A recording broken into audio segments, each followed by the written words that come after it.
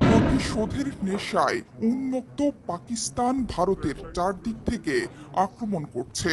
জম্মু, পাঞ্জাব, রাজস্থান জুড়ে এখন শুধুই মিসাইল আর ড্রোনের আঘাত। ভারতের চারদিকে মিসাইল ছুড়ে রীতিমতো অবরুদ্ধ করে ফেলেছে।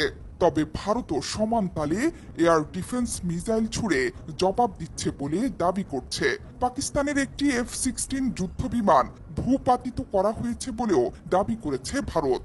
সব মিলিয়ে ভারতের জম্মু কাশ্মীর, রাজস্থান এবং পাঞ্জাবের আকাশে চলছে এই মুহূর্তে ধুন্ধুমার লড়াই। শুধু মিসাইলই নয়, ড্রোন দিয়েও আঘাত হেনেছে পাকিস্তান। ধর্মশালায় বাতিল করা হয়েছে IPL ম্যাচ।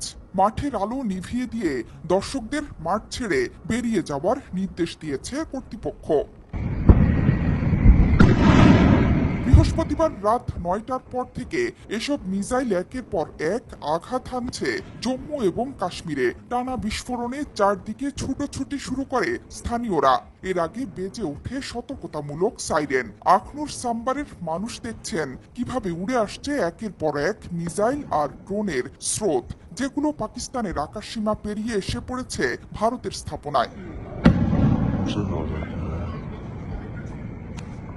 এসব এলাকা পুরোপুরি ব্ল্যাক আউট করে দেওয়া হয়েছে। সক্রিয় করা হয়েছে ভারতের আকাশ প্রতিরক্ষা ব্যবস্থা। যদিও এরই মধ্যে পাকিস্তানের একটি F-16 ফাইটার জেট ভূপাতিত করার দাবি করেছে ভারতীয় গণমাধ্যম ইন্ডিয়া টুডে। গণমাধ্যমগুলো বলছে পাকিস্তান মোট 8টি ক্ষেপণাস্ত্র ভারতের দিকে ছুড়েছে। লক্ষ্যবস্তু জম্মু বিমানবন্দর, সাম্বা, আরিসপুরা, আরিনা এবং আশপাশের এলাকা। আকাশ প্রতিরক্ষা ব্যবস্থা S-400 দিয়ে এই ক্ষেপণাস্ত্রগুলো প্রতিহত করা হয়েছে বলে দাবি করছে ভারত। এরই মধ্যে জম্মু বিশ্ববিদ্যালয়ের সামনেও দুটো পাকিস্তানি ড্রোন গুলি করে ভূপাতিত করা হয়েছে। বন্ধ আছে মোবাইল নেটওয়ার্ক। জম্মু বিমানবন্দর, পাঠানকোটের বিমান ঘাঁটিতে বাজছে অনবরত সাইরেন। শহরের নানা প্রান্ত থেকে পাওয়া যাচ্ছে বিস্ফোরণের শব্দ। একটি ড্রোন আঘাত এনেছে জম্মু বিমান ঘাঁটিতেও। সর্বোচ্চ সতর্কতা জারি হয়েছে শ্রীনগর বিমান ঘাঁটিতে। উত্তরাখণ্ডেও আঘাত এনেছে পাকিস্তানের মিসাইল ব্যারেজ।